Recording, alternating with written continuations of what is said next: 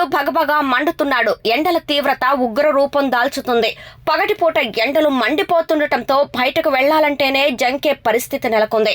రాష్ట్రంలోని పలు ప్రాంతాల్లో భారీ స్థాయిలో ఉష్ణోగ్రతలు నమోదవుతుండటంతో ఎండవేడి ఉక్కపోతలతో జనం అల్లాడిపోతున్నారు.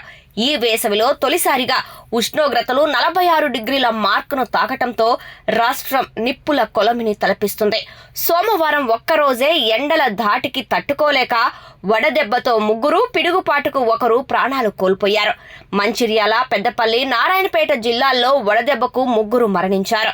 మరోవైపు సంగారెడ్డి జిల్లాలో జంగయ్య అనే రైతు పొలంలో పనిచేస్తుండగా పిడుగుపడి మృతి చెందారు. ఉదయం 10 గంటల నుండి సాయంత్రం 4 గంటల వరకు అత్యవసరమైతే తప్ప బయటకు రావద్దని వాతావరణ శాఖ హెచ్చరించింది. అయితే రానున్న 3 రోజులు వడగాలుల తీవ్రత కొనసాగుతుందని, ఉష్ణోగ్రతలు మరో 1 నుంచి 2 డిగ్రీలు పెరిగే అవకాశం ఉందని హైదరాబాద్ వాతావరణ కేంద్రం హెచ్చరించింది.